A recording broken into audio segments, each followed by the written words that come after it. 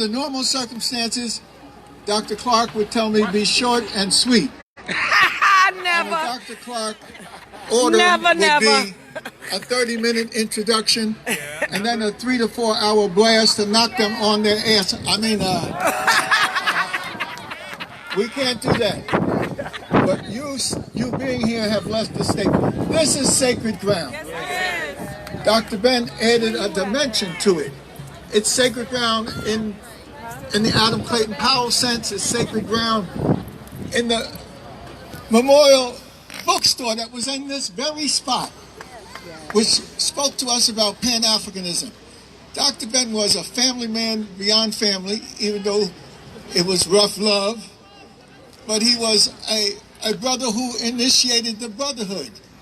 He was a brother who went to Egypt and gave us the gift that keeps on giving, Kemet, or the Nile Valley. So we can't say enough about the brother and what he's done.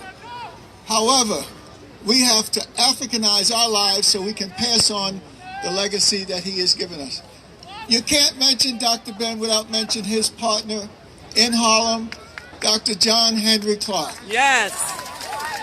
And I'll be talking with you a little deeper on this matter when we're at the National Black Theater, where we want to raise some money to make sure that the family has the money to do the things that they need to do. So if you can come after 4 to the National Black Theater, make sure. Okay. Right, but so they have tickets. Yes. This is not a free ride. This is a donation to Dr. Ben's memory. And if you don't have a ticket, you know how they used to have the Sandman at the Apollo Theater? When you overdid it, you may have somebody drag you away from the door. But anyway, brothers and sisters, this is a family affair. Dr. Clark's brotherhood relationship with Dr. Ben was one of our great, great happenings in Harlem. You need to study it. You need to appreciate it. Rededicate your life to what struggle is all about. Dr. Clark and Dr. Ben published prolifically. I see Dr. Falou. She helped to translate Dr. Ben's work in Spanish. Dr. Clark and Dr. Ben talked about the unfinished revolution of African peoples.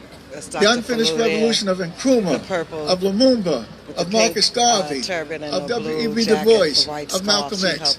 So there's work for us to do. And I'll leave you with that. Power conceives nothing without a demand. It never did, it never will. Find out what any people will quietly submit to, and you have found out the exact measure of injustice and wrong which will be imposed upon them until they are resisted with either words or blows or both. Mind power, African consciousness is the victory. And you've got to put at the center of that an understanding of what Kemet meant to the world. So I'm leaving you with those words of empowerment. It's about a struggle for our families, a struggle for our legacy, a struggle for our future. So let's put the BS aside, the conflicts, the personalities. Everybody's got a little bit of it, and then they get a paralysis of analysis. We need a systems analysis to make it real. I'll be talking about that at the National Black Theater. Family, again, Brother Small ain't gonna like this.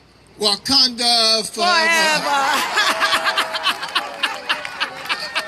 Malcolm X, Black Power. Thank you, brothers and sisters.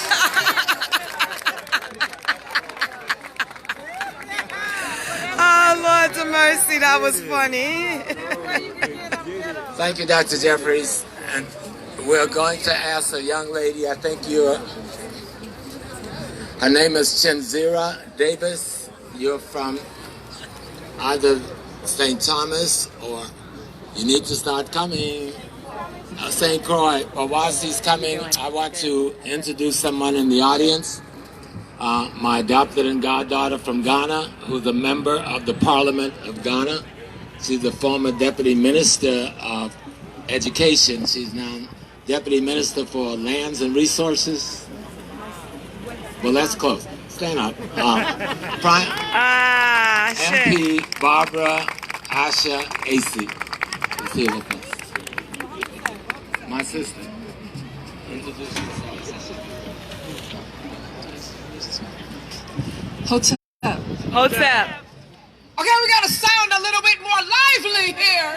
Hotep. Hotep. Good. My name is Dr. Chinsira Davis Kahina, and I'm hailing from this time Santa Cruz St. Croix, Virgin Island. Ashe. Cushion there in the house. You don't know. You don't know. You don't know. Bring it up. Bring it up. So I'm gonna make sure I speak in a form that everybody could understand. But Santa Cruz St. Croix, Estate La Valley in particular, is that Ground Nation area where we've had the honor and privilege to see the entire estate full of Johanneses, part of this family right here.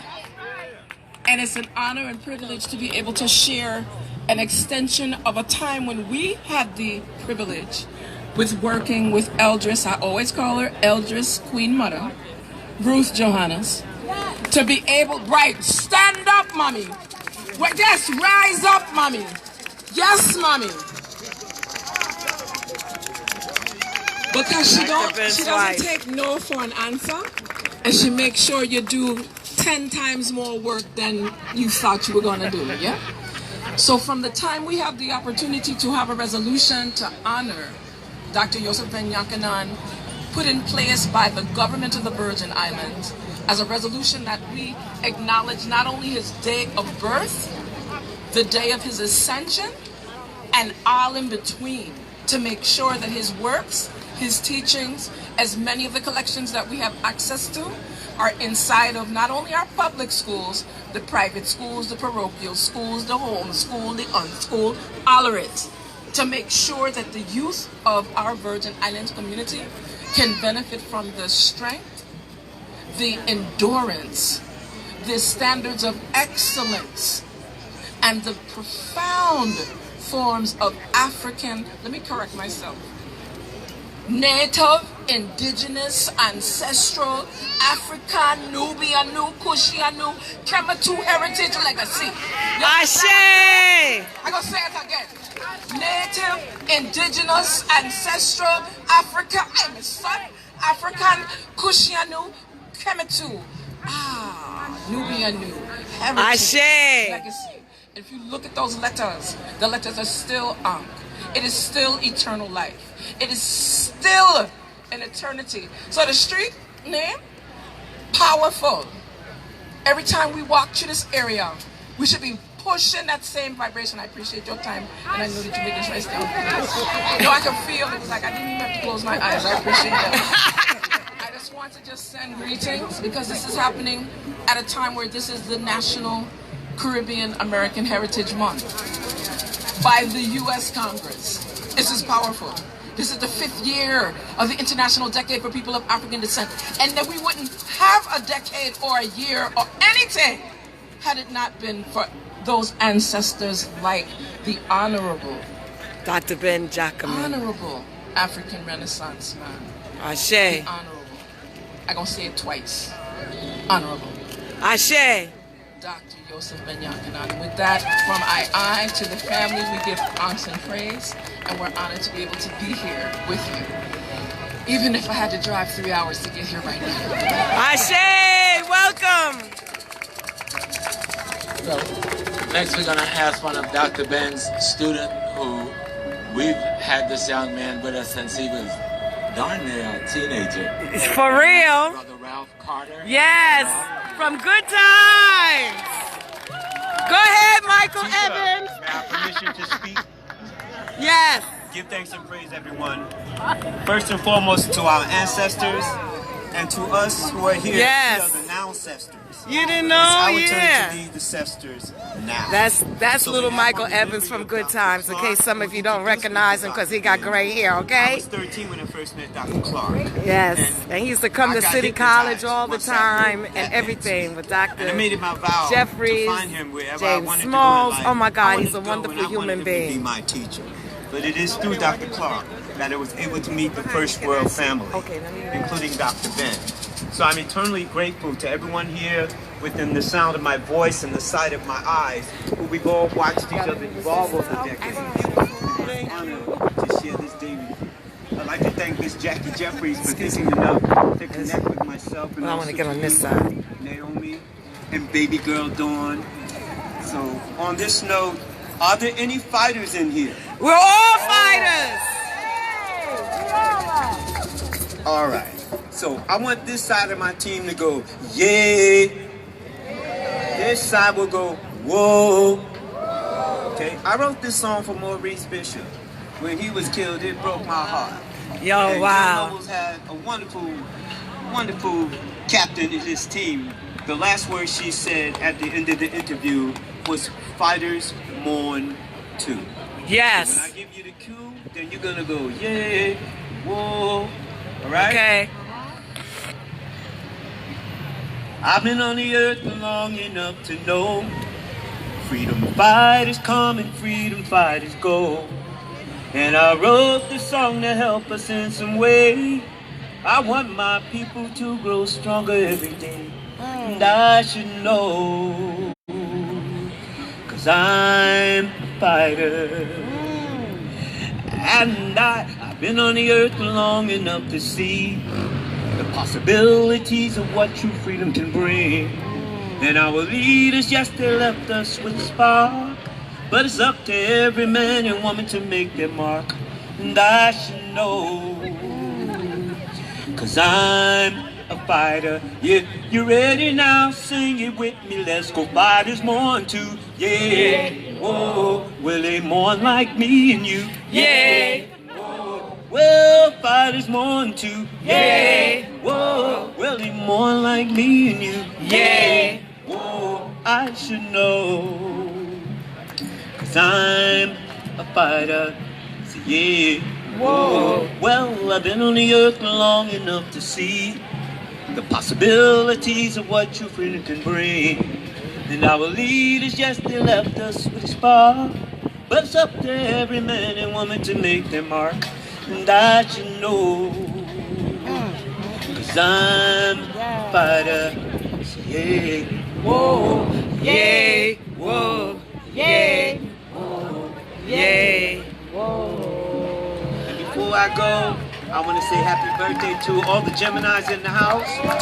And I want to say happy birthday to my mother, who will be 96 in July.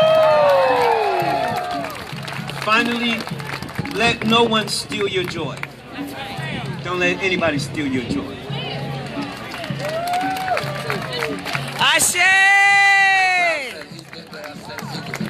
That's right. That's right. Now he got gray. I saw him turn gray. I'm done. I am done. Some comments. A young man who was inspired by Dr. Ben. Yeah, you want to? But I will come to you. You want to come now? Yes, ma'am. Another member of the. Oh, please.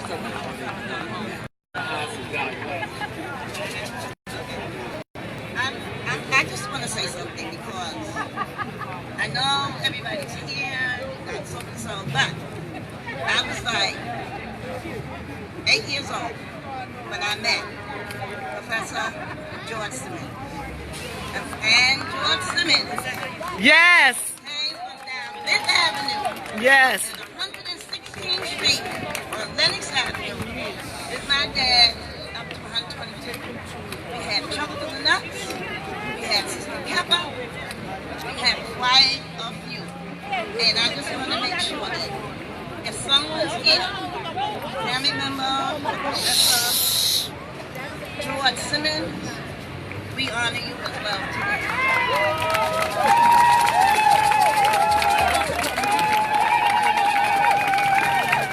That's another one of Dr. Ben's tough stories. Yes.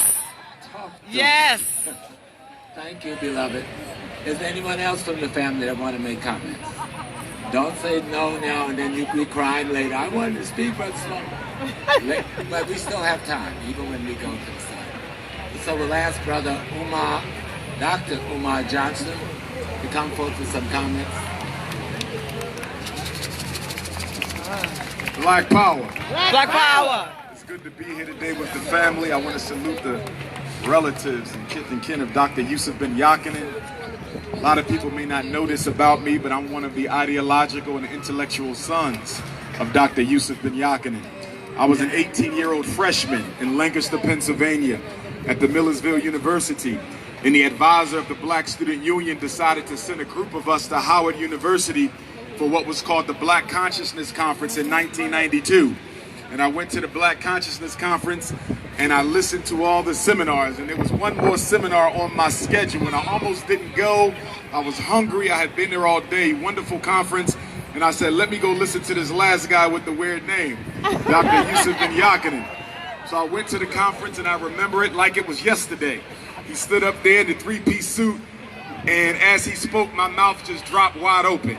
He dropped jewel after jewel, and I was just spellbound. And by the time he was done, I said to myself that what that man got, I want to get it. Yes. So from that day forward, I tried to find every video I could find, every tape recording of Dr. Ben I could find. I would go to the Know Thyself bookstore in Philadelphia, run by Deacon Dale Jones, the war correspondent. Yes. And I would say, give me that Dr. God bless Ben. And I was him. just Dr. Ben crazy, and I bought every book that Dr. Ben had. And the first full-length book that I read was Black Man of the Nile. And since that time, I said, I want to do for black psychology what Dr. Ben did for African history. And when I think of Dr. Ben, I think of several key things. One thing is he was convicted. He had conviction. That's something that a lot of us don't have no more, where he stood for what was right when it was right, and he didn't care about the consequences. Dr. Yosef Ben-Jochannan was convicted. Dr. Yosef Ben-Jochannan, he also had honor. He would stand up for black folks no matter what they had to give him or what he had to get back, and he was willing to sacrifice his name, his credentials, everything he had for the liberty and self-respect of African people. When I think of Dr. Ben, I think of a workaholic, tireless in the struggle for African liberation, never taking a break, never getting enough sleep, and it's just so marvelous and such a miracle to see that he lived to be as long and as old and wise as he did, given that he never took a break from the freedom struggle. I remember Deke Jones once told me that when Dr. Ben worked at Temple University in North Philadelphia, he would put his books together with his bare hands, stitching the pages and handwriting out the books and making photocopies. This is what he did to make sure African people had his work. And I think Dr. Ben and his types are so far gone now because African scholarship has become a scholarship for capitalism as opposed to a scholarship for activism, and we got to put the activism back into the African-centered scholarship. But as I close, I just want to say that Dr. Ben is one of my greatest heroes. Of all the scholars that I've met in my lifetime, he would rank #1. And he's one of the few that I actually had the privilege to meet. So I just want to say to all the young people out here, it is our obligation to just keep on pushing and remain as unapologetically African as Dr. Ben was. Black power. Black power. Ashe.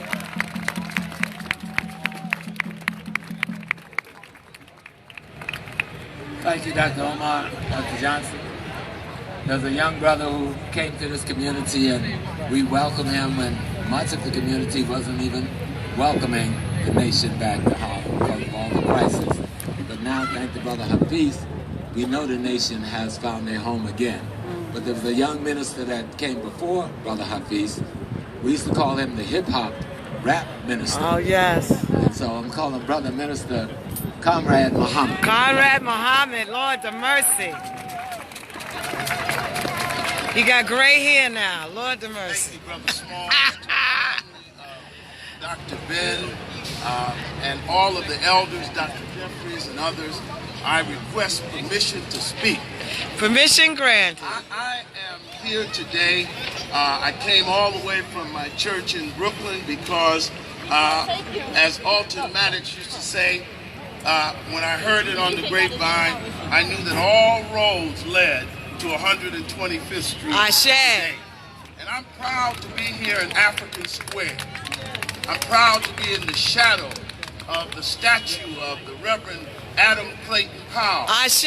And the Teresa Hotel where Ashe. Brother Malcolm had his office. And to be here with you, to remember the great Dr. Ben. I am one of those that was blessed to walk these streets, not the gentrified Harlem of today, but the gritty Harlem streets of yesteryear. And one of the great things about Dr. Ben and Dr. John Henry Clark, you didn't have to call their office. You didn't have to hang out outside of a television studio to meet them. You could meet them right here on the streets of Harlem. They are the original community professors, and they gave us the original community university. And we cannot forget how accessible they were to their people. Because if you're going to teach people and lead people, you have to be of people. And you have to be comfortable with people. Lastly, I want to say this. That great generation of scholars, black educators, that were unabashed, boldly black, they were not concerned about mainstream academia. They were not concerned about being acceptable to their colleagues and peers. What they were concerned about was teaching us a knowledge of ourselves so that we could be proud of who we are, and because of them, we are proud of who we are. I remember when Henry Louis Gates wrote an article in the New York Times in 1992 about pseudo-scholars. But I want you to know that Dr. Ben was not only, as Minister Hafiz said, a great scholar. Not only was he a great teacher, a master teacher, but Dr. Ben was also a master psychologist, because after we heard him, we felt better about ourselves. And lastly, I say to the young scholars and young people, we cannot be so concerned about being with the progressive agenda that we forget about the black agenda. We got to understand that Dr. Ben was boldly black, unabashedly black, and we can be no less today. And so black lives do matter. Oh, yes, they do. But they've been mattering. When Huey P. Newton and Bobby Seale and little Bobby Hutton said and Fred Hampton they were going to defend the black community, and Fred Hampton, Black Lives Matter. When George Jackson that he was going to be and Leonard Patel, defense, that's because black Russell lives Means. matter. And so there's nothing new under the sun. And if you're talking today and leading and you don't know about Dr. Ben, then you need to sit down and learn something of a real revolutionary African scholar. I honor him. I honor you. That's why I'm happy to be here today. God bless you and God keep you.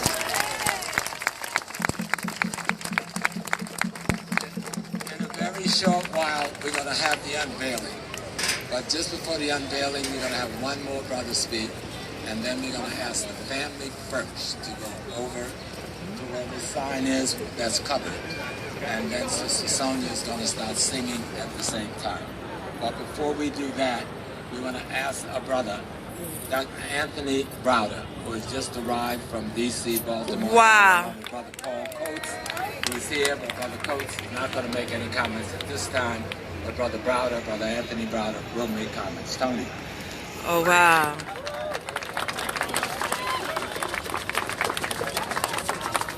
Peace, family.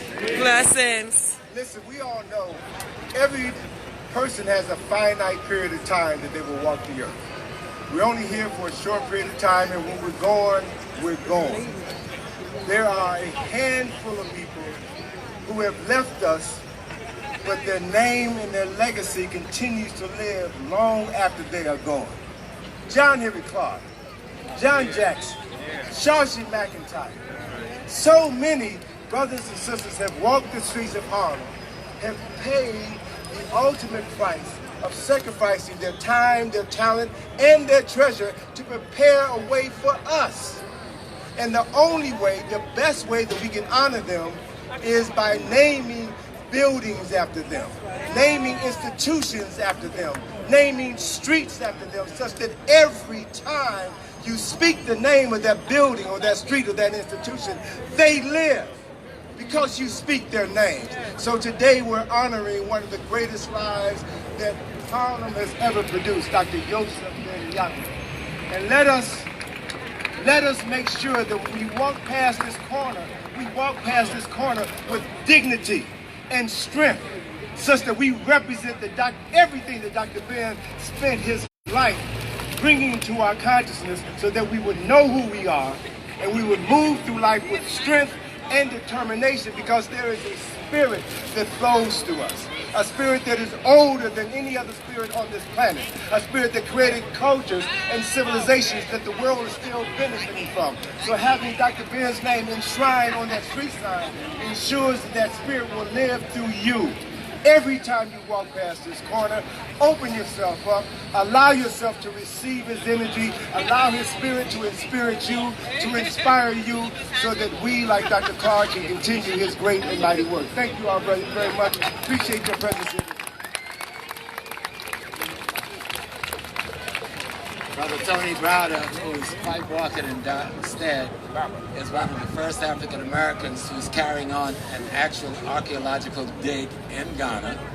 In Egypt, you know, I love Ghana. In Egypt, and he's actually on his second tomb. And in the second tomb, can you talk about Tony? But Tony, he has to wait. Can you talk about the second? In the second tomb, can I mention the quarters? That's not, we won't talk about that. Okay. But he discovered some extraordinary things, which fits quite into what Doc has told us when he says we come from the foothill of the mountains of the moon, where the god Happy dwell, which is in the papyrus of Nephah. And so he's quite on that work. And soon you're going to hear an explosion of what he has discovered. So now we'll ask the family to get prepared and to get ready to move over to the sign. So we don't want anyone else to move over to that sign yet. Make a path for the family to go over. You still have time. So we want the family to be first at the sign. If I see anybody else there, I am going to move you out of the way. That's the end of that one.